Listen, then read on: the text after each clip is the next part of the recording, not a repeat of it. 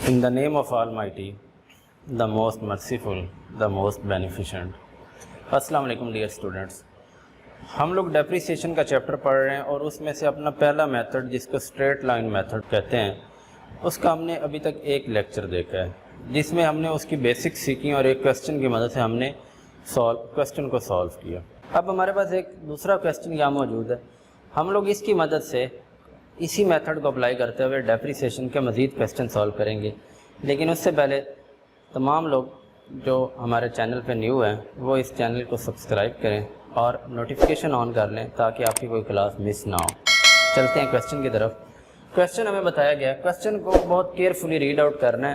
Question जो बच्चा carefully read कर लेगा आधा क्वेश्चन समझें उसका हल हो गया, क्योंकि उसको पता चल गया मैंने करना क्या है। अगर आप क्वेश्चन रीड करते हुए गलती करेंगे तो फिर आप सॉल्व करते हुए भी गलती करेंगे। तो क्वेश्चन को केयरफुली रीड करते हैं। एक फर्म है, उन्होंने परचेज़ की है एक machine at a cost of 2 lakh.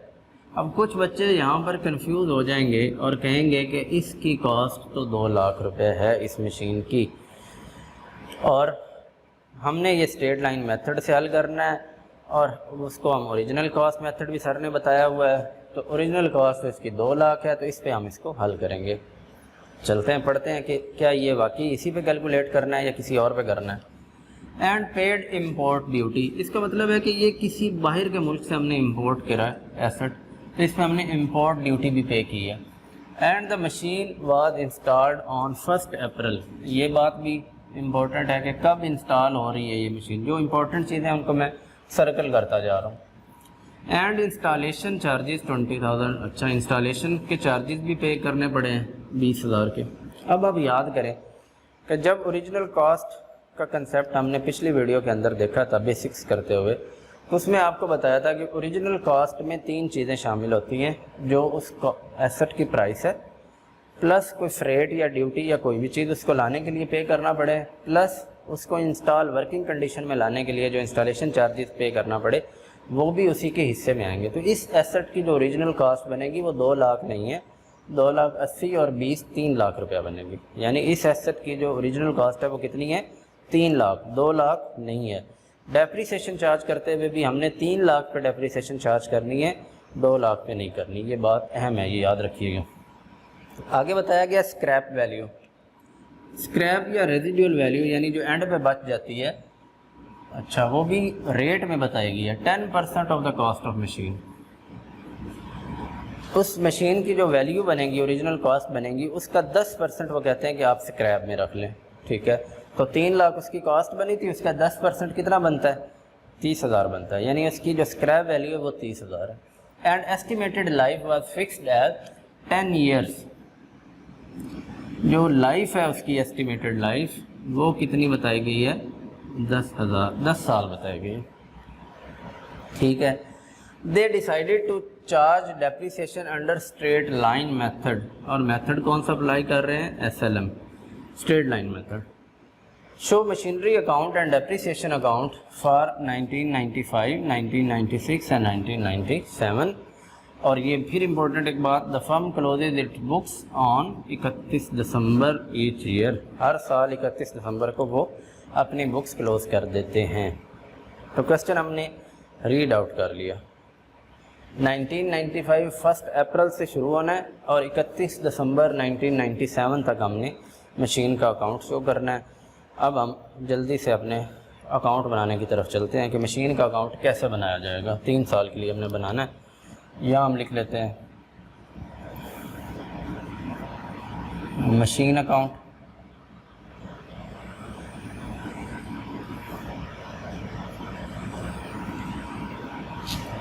पहला कॉलम हमारा डेट के लिए, दूसरा कॉलम पार्टिकुलर्स के लिए, तीसरा कॉलम अमाउंट के लिए। अमाउंट वाला कॉलम थोड़ा सा छोटा कर लें, पार्टिकुलर्स का बड़ा कर लेते हैं। इसके बाद डेट, फिर पार्टिकुलर्स,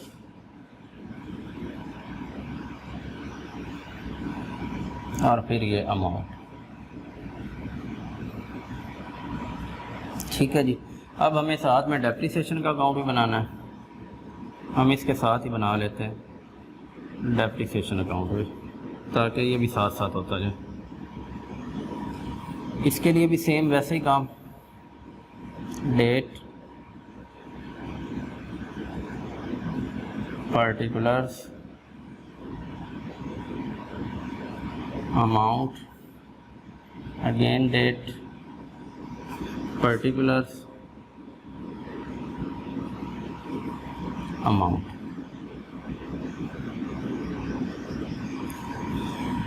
ठीक है जी, ये 2 अकाउंट हमने बनाने हैं, 3 साल के लिए बनाने हैं।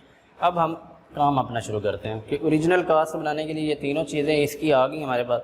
हमने यहाँ रेट और डेप्रिसिएशन नहीं दिया गया, बल्कि हमें ओरिजिनल कास्ट बताई गई है, स्क्रैप वैल्यू बताई गई है और एस्टिमेटेड लाइफ बताई गई है। जब ये 3 फिगर हमें दिए गए हों और रेट और डेप्रिसिएशन ना दिया गया हो तो हम क्या करते हैं, हम फार्मूला अप्लाई करते हैं। तो जल्दी से फार्मूला अप्लाई करके हम यहाँ पर अपनी एनुअल डेप्रिसिएशन जो है वो कैलकुलेट करके लिख लेते हैं। इधर आ जाएं, यहाँ करते हैं। जो इसकी एनुअल डेप्रिसिएशन निकलेगी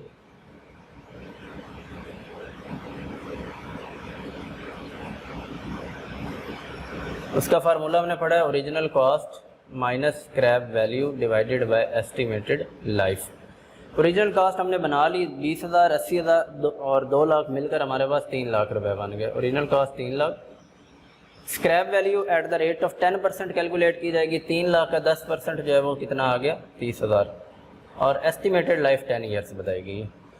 तो यहाँ देखें 3 लाख में से ये 30,000 माइनस कर दिए जाएँ तो वो कितने बनते हैं, 2,70,000 डिवाइडेड बाई 10, तो ये 27,000 हमारी एनुअल डेप्रिसिएशन आ गई। ये हमें पता चल गया कि इस एसेट की जो एनुअल डेप्रिसिएशन है वो कितनी है, 27,000। ठीक है, अब हम क्वेश्चन शुरू करते हैं। अब हम क्वेश्चन शुरू कर रहे हैं 1 अप्रैल 1995 से 1995 अप्रैल 1। जो उसकी प्राइस है पहले वो लिखें, टू बैंक वो है 2 लाख। फिर उसके बाद टू इम्पोर्ट ड्यूटी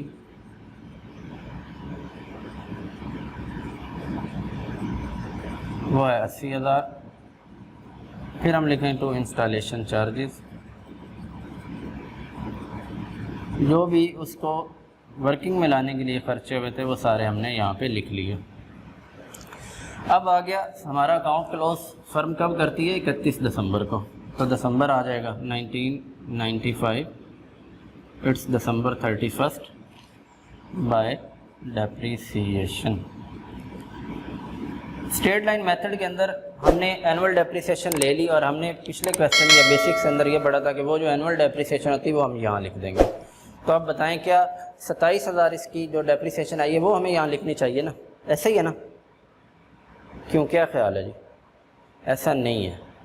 अच्छा, क्यों ऐसा क्यों नहीं है? पहले तो हमने ये पढ़ा था कि एनुअल डेप्रिसिएशन हम यहाँ लिख देते हैं हर साल की।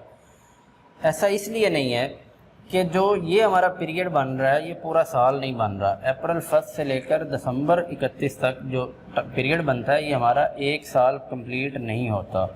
गिन लें, अप्रैल, मई, जून, जुलाई, अगस्त, सितंबर, अक्टूबर, नवंबर, दिसंबर, ये तो सिर्फ 9 मंथ्स बनते हैं। तो 9 मंथ्स के पीरियड के लिए पूरे साल की डेप्रिसिएशन चार्ज की जा सकती है? नहीं की जा सकती।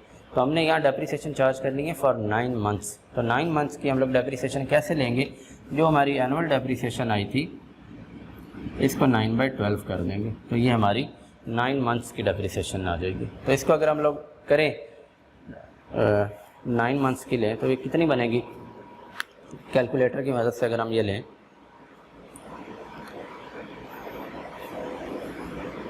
27,000 multiply by 9 and divided by 12, तो ये बनती है 20,250 रुपये। 20,250 रुपये।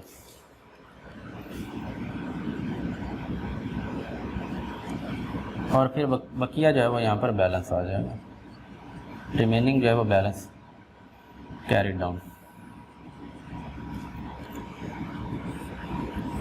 3 लाख टोटल बना।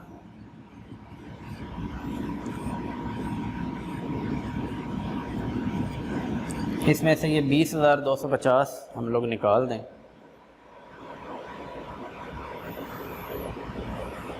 तो बनता है 2,79,000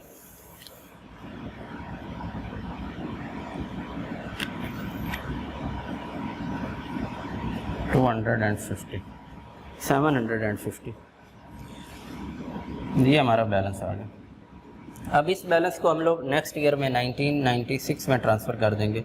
अब नेक्स्ट ईयर हमारा स्टार्ट हो रहा है जनवरी 1 को, तो ये आ जाएगा बैलेंस ब्रॉट डाउन 2,79,750।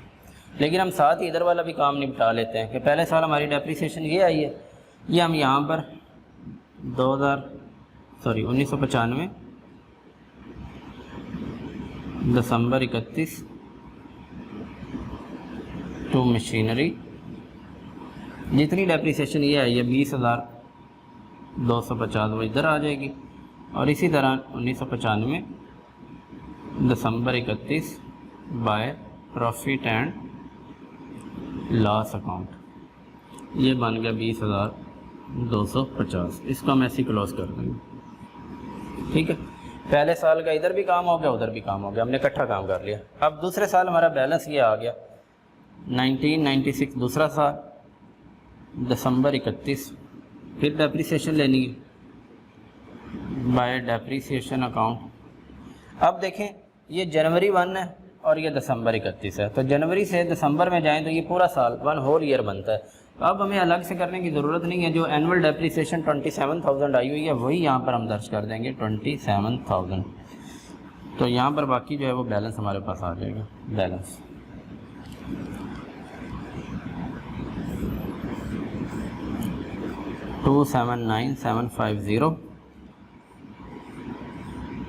$279,750 में से 27,000 हम लोग माइनस कर देंगे,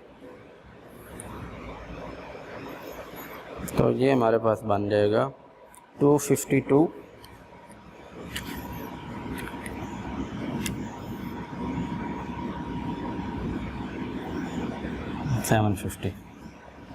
अब इस बैलेंस को हम लोग आखिरी जो हमारा तीसरा साल है, क्योंकि हमने ये 1997 तक बनाना है, इसमें हम लोग इसको ट्रांसफ़र कर देंगे। बैलेंस ब्रॉट डाउन 252,750, और जो ये डेप्रिसिएशन हमने चार्ज की है इसको डेप्रिसिएशन अकाउंट में उसी तरीके से क्लोज कर देंगे। 1996 दिसंबर 31 टू मशीनरी अकाउंट 27,000, अगेन 1996 December 31 by profit and loss account 27,000 और अकाउंट क्लोज। ठीक है जी, समझ आ गई बात की, बहुत इजी काम है। अब हम इसको 1997 में लेकर आए, साल ख़त्म हुआ, दिसंबर 31 आया बाय डेप्रिसिएशन अकाउंट। अब फिर चेक करें, ये जनवरी 1 दिसंबर 31, जनवरी 1 से दिसंबर 31 होल ईयर बनता है, तो फिर अगेन पूरे साल की जो एनुअल डेप्रिसिएशन हमने निकाली हुई है 27,000 वो यहाँ पर आ जाएगी, और फिर बैलेंस आ जाएगा बाकी यहाँ पे रिमेनिंग अमाउंट जो है बैलेंस कैरी डाउन। ये है 252,750 और इधर भी है 252,750। इसमें से हम लोग अगेन 27,000 जो है वो माइनस कर देंगे, तो वो हमारे पास बन जाएगा 225,750। इसको हम नेक्स्ट ईयर के अंदर ट्रांसफ़र करके छोड़ देंगे, क्योंकि हमने सिर्फ 3 इयर्स के लिए अकाउंट कहा गया था कि बनाएं। अब इस तीसरे साल की जो डेप्रिसिएशन इसको भी क्लोज करना है, इसको भी इधर ले आएँ। 1997 it's December 31 to machinery account. इस साल भी 27,000 ही थी, और इस 27,000 को हम लोग कहाँ क्लोज कर देंगे? प्रॉफिट एंड लॉस अकाउंट में क्लोज कर देंगे bye profit and loss account 27,000। ये सिर्फ 3 साल के लिए ही था, नीचे वाली लाइंस एक्स्ट्रा है हमारी, इनकी ज़रूरत नहीं है, ले ली। तो इस तरीके से हमने डेप्रीसिएशन का अकाउंट और मशीन का अकाउंट जो है वो बनाया है। आपको समझ आ गई होगी, ये बहुत आसान चीज़ है। सिर्फ पहले साल में ये थोड़ा सा चेंज हुआ है, बाकी देखे सेम रहा है। और वो चेंज की वजह हमने देखी कि वो वजह क्या थी कि ये कंप्लीट ईयर नहीं बनता था। तो अगर ईयर कंप्लीट ना हो तो जितना पीरियड बनता हो उतने की डेप्रीसिएशन लेनी है। वो कैसे लेनी है? एनुअल डेप्रीसिएशन जो हमारी होती है उसको 12 पे डिवाइड करेंगे और जितने मंथ्स के लिए हमने वो कैलकुलेट करना है उससे मल्टीप्लाई करेंगे। ये 9 मंथ्स के लिए ले रहे थे तो 9/12 कर दिया, 6 मंथ्स की होती तो 6/12 कर देते, तो बाकी जहाँ होल ईयर था वहाँ पूरा 27,000 रहा। और फिर जब ये मशीन अकाउंट बना, ये हर साल की डेप्रीसिएशन को हमने उठा के डेप्रीसिएशन अकाउंट में ले गए और इसे प्रॉफिट एंड लॉस अकाउंट के अंदर क्लोज कर दिया। तो इस तरीके से हम लोग डेप्रीसिएशन के क्वेश्चन करते हैं। अभी तक हमने जो पढ़ा है वो सिर्फ एक ही एसेट लिया और उसको हमने देखा कि उसका कैसे अकाउंट बनता है, डेप्रीसिएशन कैसे चार्ज की जाती है और डेप्रीसिएशन अकाउंट कैसे बनता है।